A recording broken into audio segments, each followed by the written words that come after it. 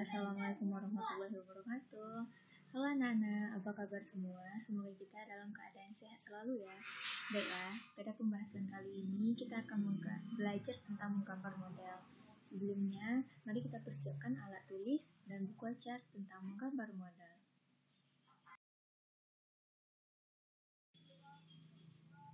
Baiklah, ada 5 pokok bahasan materi yang akan Ibu bahas dalam pertemuan kali ini. Yang pertama adalah pengertian, yang kedua adalah konsep dan prosedur, yang ketiga adalah alat bahan, yang keempat langkah-langkah, dan yang kelima adalah teknik dalam menggambar model. Baiklah, kita masuk pada pengertian menggambar model.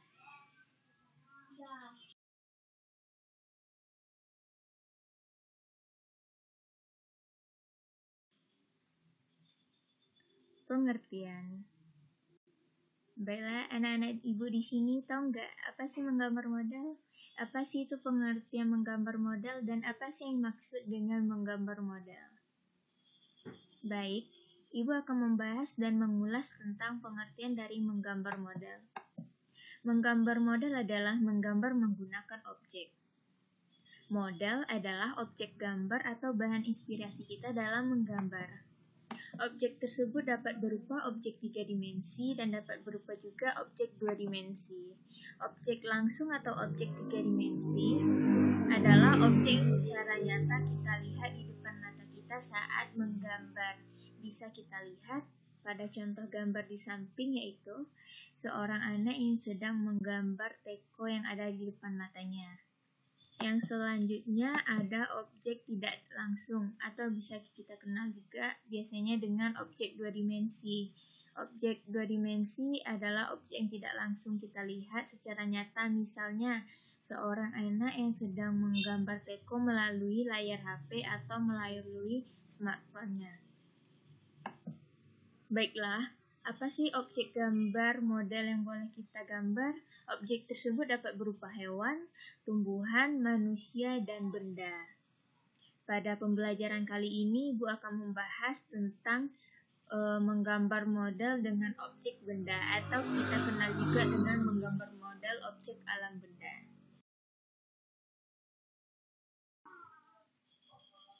Yang kedua adalah konsep dan prosedur menggambar model. Gambar model di sini adalah gambar dengan objek alam benda atau biasa kita kenal dengan gambar bentuk. Untuk mengawali menggambar model, kita harus menentukan yang pertama, yaitu adalah objek atau model yang akan kita gambar. Di sini objek atau model yang akan kita gambar itu berupa objek benda. Objek benda tersebut kita susun berdasarkan prinsip-prinsip seni rupa, yaitu kita susun dengan komposisi, proporsi, keseimbangan, dan irama, sehingga susunan tersebut menarik dan indah. Setiap objek benda atau setiap benda-benda tersebut memiliki struktur bentuk dan bidang dasar yang berbeda-beda. Bentuk dari benda tersebut dapat berupa bola, kubus, bujur sangkar, kerucut, maupun tabung. Struktur bidang dasar gambar model dapat berupa datar, melingkar, maupun mengerucut. Kesan terhadap cahaya. Struktur bentuk dan bidang apabila terkena cahaya matahari akan memiliki kesan yang berbeda-beda. Gambar model alam benda yang terkena sinar matahari akan menghasilkan bayangan dan intensitas cahaya yang berbeda-beda antara satu objek dengan objek yang lainnya. Efek bayangan yang ditimbulkan dari pencahayaan tersebut memberikan kesan ruang pada gambar, sehingga gambar tersebut seperti gambar 3 dimensi. Dapat kita lihat pada gambar di samping, yaitu ada gambar bola, tabung, lingkaran, prisma, dan lain sebagainya. Ini contohnya yaitu dari arah datangnya cahaya akan menimbulkan kesan ruang yang berbeda-beda, dan kesan bayangan yang berbeda antara objek satu dengan objek gambar lainnya.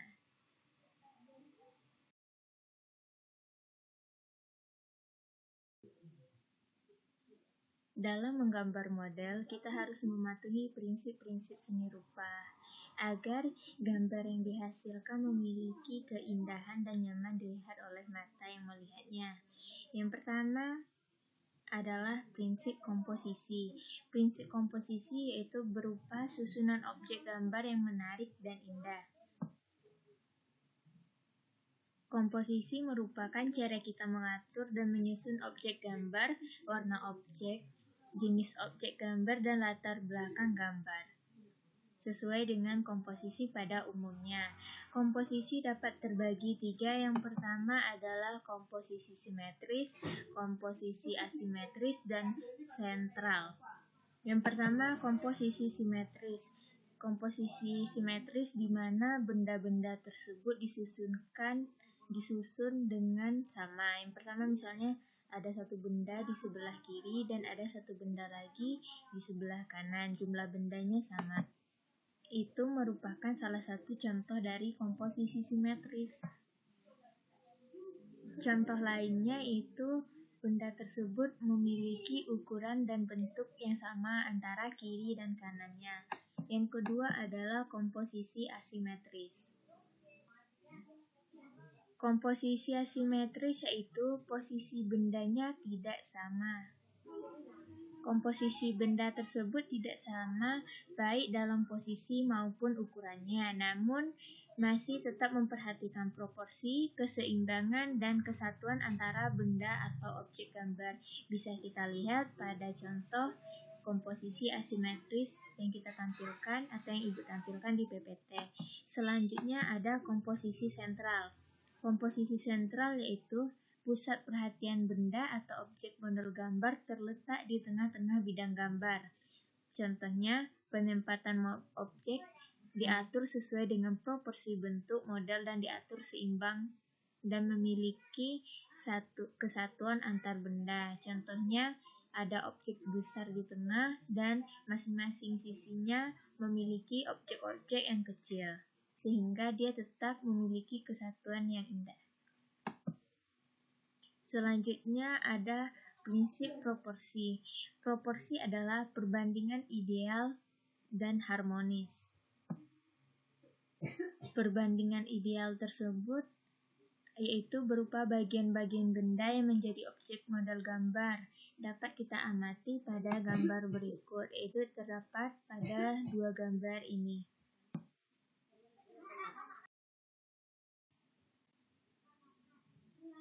Prinsip yang ketiga itu adalah keseimbangan. Keseimbangan adalah keselarasan antara bidang gambar, objek gambar, dan gambar yang dihasilkan. Keseimbangan hasil gambar tersebut diperoleh dengan cara membuat skala, memberi efek perspektif pada objek gambar, dan sudut pandang penggambar.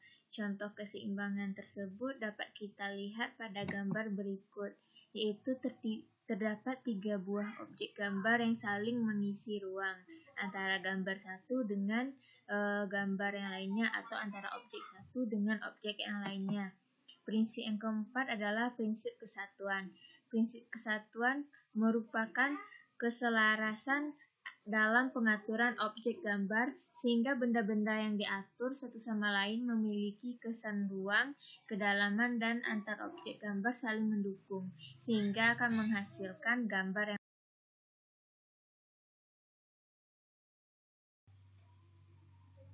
Selain prinsip-prinsip menggambar model, kita harus memperhatikan unsur-unsur seni rupa atau unsur yang terdapat dalam menggambar model. Unsur tersebut dapat berupa garis, gelap terang, bentuk, bidang, dan tekstur. Ini merupakan unsur-unsur seni rupa yang membentuk sebuah gambar. Dan slide selanjutnya.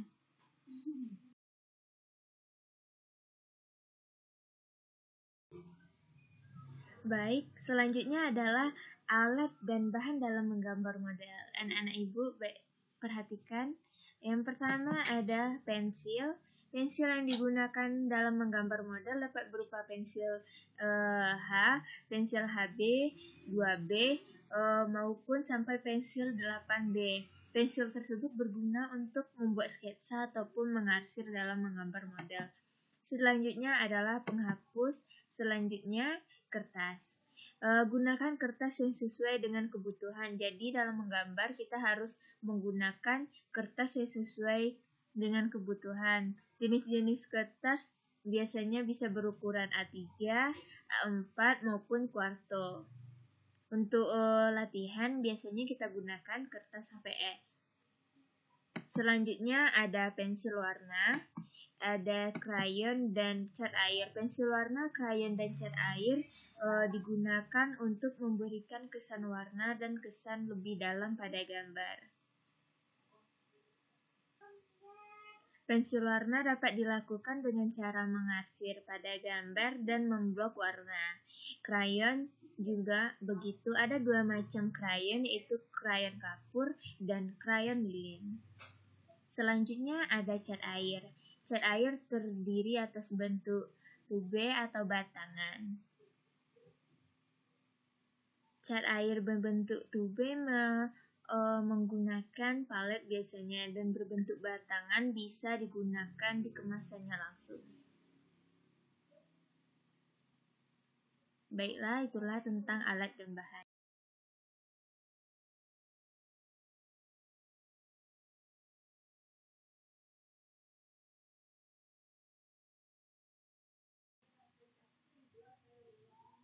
Baik anak-anak ibu sekalian, sebelum menggambar, pasti kita akan mencari tahu tentang apa teknik dalam menggambar, bagaimana menggambar tersebut, apa-apa aja tekniknya.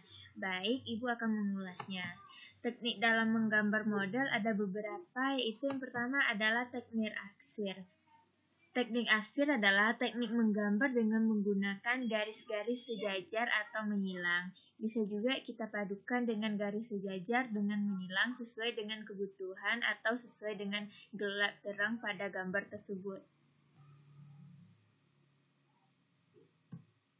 Garis-garis tersebut dapat dibuat dengan cara menggores-goreskan pensil, spidol, bisa juga dengan krayon. Contohnya pada gambar di samping itu adalah teknik arsir dengan menggunakan pensil. Apabila pada bagian tidak terkena cahaya atau pada bagian gelap arsirannya lebih tebal, atau kita menggores-gores pensil tersebut lebih tebal daripada arsiran terkena cahaya biasanya. Selanjutnya adalah teknik dusel. Teknik dusel dikenal juga dengan teknik gosok, yaitu dengan menggunakan atau dengan menggosok, sehingga menimbulkan kesan gelap terang dan tebal tipis.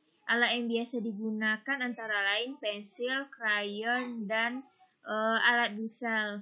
Pensil tersebut bisa kita goreskan, selanjutnya bisa kita gosok-gosok dengan tisu, bisa gosok-gosok dengan tangan, atau bisa digunakan juga dengan serbuk pensil atau berupa serbuk berbentuk arang, atau juga dengan alat berupa dusel untuk menggosoknya. Contoh hasil gambar dusel yaitu lebih halus, bisa kita lihat pada gambar yang ibu berikan di PowerPoint. Antara teknik arsir dan teknik dusel terdapat perbedaan ya, di mana teknik arsir kita hanya menggores-goreskan, sedangkan teknik dusel kita menggosokkan gambar tersebut.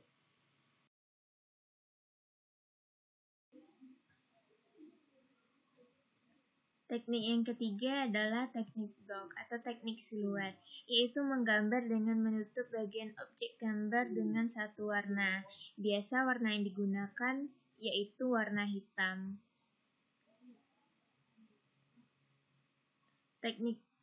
Dengan teknik blok tersebut atau teknik yang berbentuk siluet tersebut bisa menimbulkan kesan balok. Contohnya pada gambar di samping. Biasanya kita memadukan teknik siluet dengan latar belakang yang berwarna agar gambar tersebut menonjol. Selanjutnya ada Teknik yang keempat adalah teknik titik-titik atau disebut juga dengan teknik pointillis, menggunakan titik-titik untuk membentuk suatu gambar. Alat yang biasanya digunakan untuk menggambar dengan teknik pointillis yaitu bisa drawing pen, pensil, pena, dan sebagainya. Contoh teknik pointillis ada pada gambar di samping, di mana pada bagian yang gelap, titik-titik yang diberikan akan lebih banyak daripada bagian yang terang. Itu merupakan teknik pointillis atau teknik siluet. Biasanya teknik ini memerlukan waktu yang cukup lama untuk menghasilkan suatu karya karena membutuhkan kesabaran dan kerumitan yang lumayan cukup.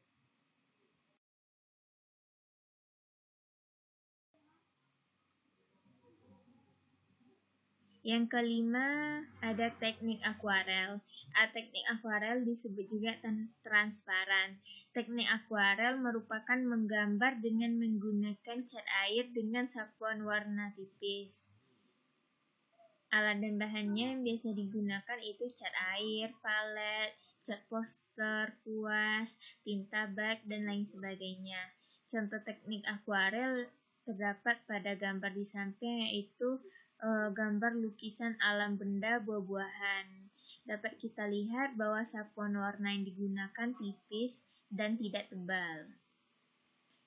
Berbeda dengan teknik akuarel, selanjutnya ada teknik plakat. Teknik plakat adalah menggambar dengan sapuan warna yang tebal atau kuasan warna yang tebal. Biasanya menggunakan cat akrilik, cat air, atau cat minyak yang menggunakan sapuan warna tebal. Bisa kita lihat contoh di samping dan perbedaan antara teknik akuarel dan teknik plakat di bawah ini.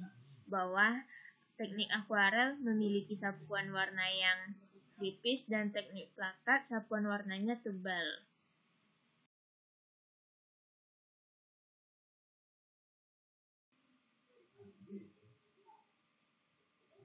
Baik, masuk pada teknik selanjutnya adalah teknik linear. Teknik linear adalah menggambar menggunakan garis sebagai satu unsur atau suatu unsur yang menentukan. Misalnya kita lihat pada contoh gambar di samping yaitu adalah sketsa bunga. Tidak menggunakan pewarnaan, tidak menggunakan arsiran, dan tidak menggunakan dusel. Jadi hanya menggambar menggunakan garis sebagai satu unsur yang menentukan.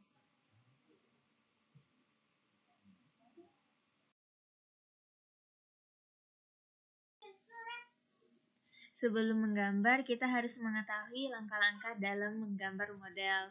Sebelumnya, kita harus mempersiapkan alat dan bahan dalam menggambar model.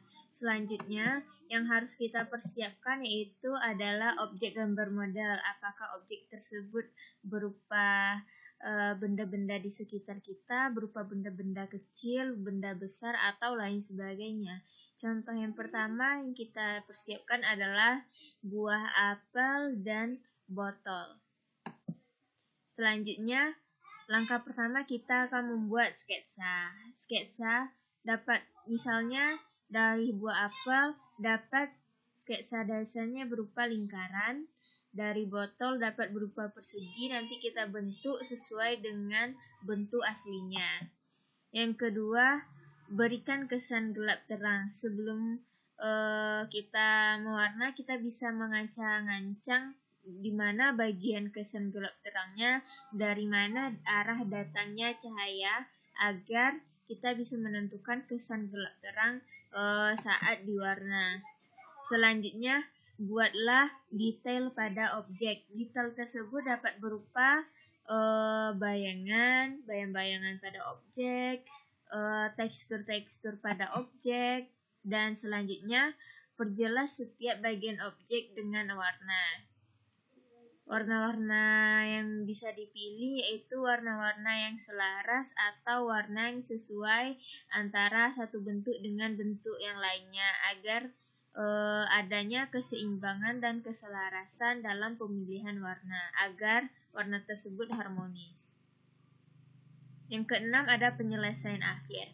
Penyelesaian akhir atau finishing bisa kita beri dengan memberi latar belakang dengan warna atau memberi detail-detail juga pada objek tersebut. Baiklah, itu beberapa langkah dalam menggambar model. Untuk mempermudah pemahaman anak-anak atau ananda sekalian, Ibu akan memberikan link dalam menggambar model, dapat dilihat dan dapat dicatat dan bisa ditelusuri nanti.